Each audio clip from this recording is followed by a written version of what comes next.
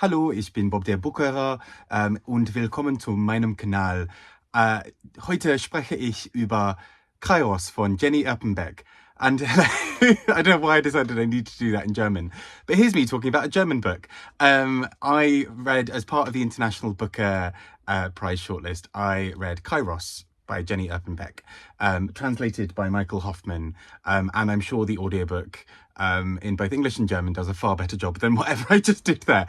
Anyway, so this is a book very much rooted in Germany. It's based in East Germany. Well, it talks a lot about particularly East German history. And I found it really interesting in a lot of ways. I'll talk a little bit about some spoilers later, but the first part of this video I'll talk about without spoilers, and sort of just things that you can kind of glean from the back of the book or from the first little section of the book. So hopefully shouldn't spoil anything, but I'll announce before the spoilers come, and please feel free to click away at that point. But let's get started talking about this book. I think going into the International Booker this year, this book I think is probably one of the ones that was the most suspected of being on the list. It's a book that feels very bookery, and I don't mean that as an insult. It's a very literary book that talks about an historical moment in the very near past, and something that was really quite a big, is a huge, profound change to a lot of Germans' lives. There are, many Germans living now who grew up in East Germany, and still perhaps live in Eastern Germany, and are affected by parts of it. And this book really looks at the historical effects of that, but what that looks like on a micro level almost. So what that looks like for a relationship that grows between two people. So here we have a younger woman, Katharina, and an older man, Hans, and they start up a relationship. And it's a relationship that is complicated in many ways, partly the age gap, but there's an intensity to the relationship from the beginning. They have a lot of conversations about art and history and culture and all these big things, and they get on so well, but they also constantly feel like they're sparring with each other. There's a sort of debate and discussion in everything they do. But also the breakup aspect of it itself is a big part of this book. What happens when something that intense gets challenged? And the book deals with this quite often by looking back at historical documents, which kind of adds to this sort of East Germany as this sort of historical place and time within the book, which I think is so interesting. This idea that, how can you feel a certain way about a nation that technically doesn't exist now, but the repercussions of it are felt all around you. You are living in the eastern part of a city that once had a wall through it, or East Germany now exists as part of the same place that used to be the enemy of West Germany, or I say enemy in loose terms because a lot of people felt very conflicted about this, but it's something that kind of brings up this sort of big historical moment and then tries to tease out the kinds of conversations that might happen between some of the people within this book. And the more I find, the more I think about this book, the more I like it. It's really quite complex and dense in points. And I think in some ways that lures you into thinking that it's taking itself very, very seriously. And in many ways it does. But it's also a book that has a lot to say and kind of wants to say it. So particularly looking at this couple, the thing I find really interesting about this discussion that goes through the book is how well you ever really know somebody, and the idea that these two people feel so compatible, but equally at the same time, a relationship can shift very quickly from utter love and devotion to feeling like you want to type out a 4,000 word essay about how this person has wronged you. And I think there's something that this book gets at that's really intriguing by that. And I think formally as well, in terms of the form of the book, I think this book does this very cleverly, where there will be passages that are a conversation between two people happening in real life and sort of in the kind of in the sort of present. Sometimes a conversation where one person is listening to a recording of another person and sort of responding in their thoughts angrily of like, well, of course it's not like that. But obviously this other person cannot hear them. And at times the ways that people sort of choose loneliness or isolation as a form of protection. I think this book does so much within that that's really quite fascinating. So I was I was intrigued by what this book does, particularly because this has been the one that's been so hyped by a lot of people. It made a lot of people's top books of the year last year. It's a book that is intentionally challenging and thought-provoking. So I was intrigued to see what this book does, and I think it's well worth it.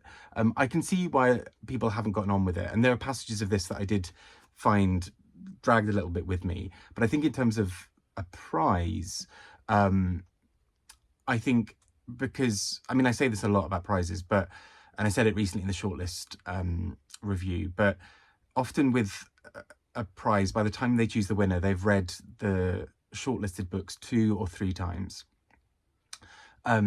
This is a book that I feel would grow on rereading, but partly because of the way this book ends, and I'll talk more about that in the spoiler section, but partly also just about the way this book approaches detailed conversations about things. That I think it wants you to come back and revisit some of these conversations later. Particularly this book is really concerned with how do you have a relationship with somebody when chaos is happening all around you? How do you, when there's such a big historical moment, does that mean a relationship is the thing that can hold you together? Or does that mean that the relationship is a distraction from the very real things happening around you?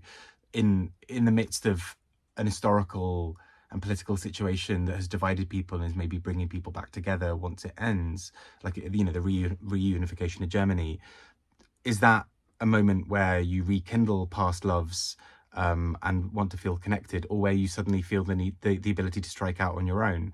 This book plays a lot with this idea of independence and sort of standing alone.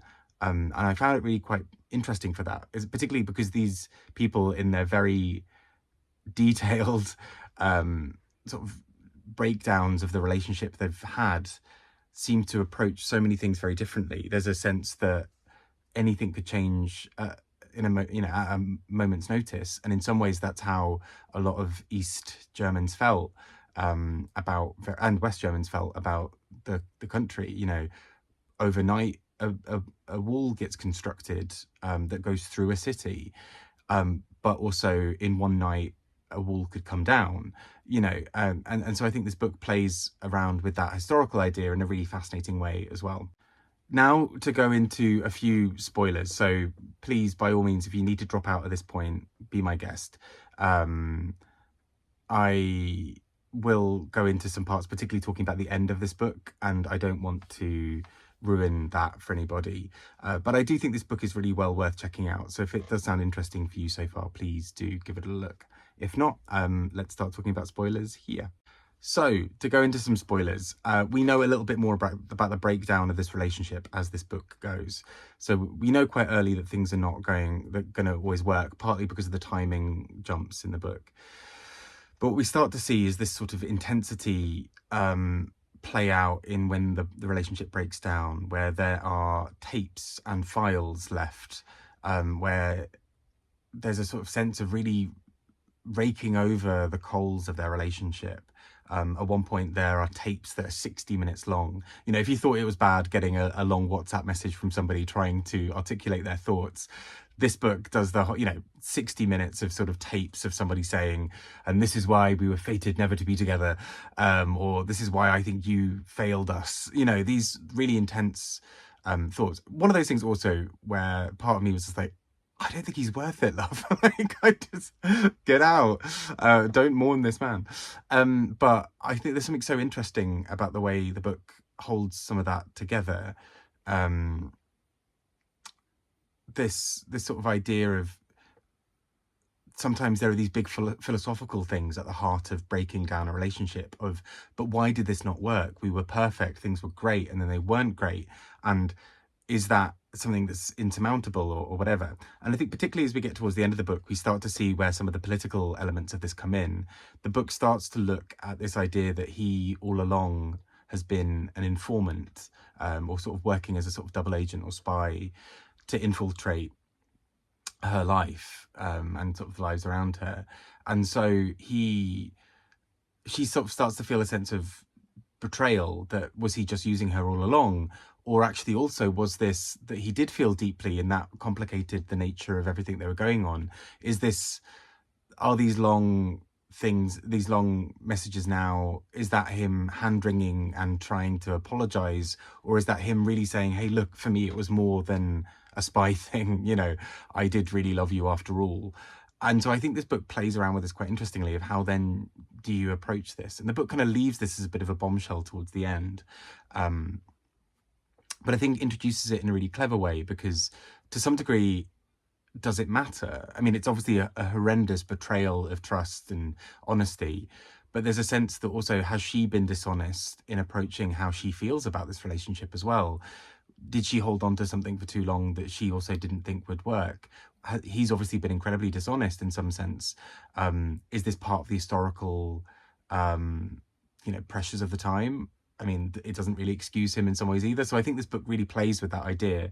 And I think as a result, will reward rereading. And I think it's a book that I do want to come back to for that reason. It's so interesting and deep in how it approaches these things. And particularly, again, that sort of sense of politics and history. What does it do to somebody personally to have this this thing revealed to them? But also, what does it do to have a country split in front of your eyes and reform? What do these things do to you psychically and psychologically? And I think there's something really profound at the heart of it with this book. So anyway, I think this book is a lot more interesting the more I think about it and the more I talk about it. And I'd really love to hear other people's thoughts. Please feel free to leave comments below. Obviously, bear in mind spoilers for people. I'm now really worried that I've completely misread the ending of this book. So if I have, please do let me know. But yeah, either way, really love to hear your thoughts. Take care and speak to you all soon. Bye-bye.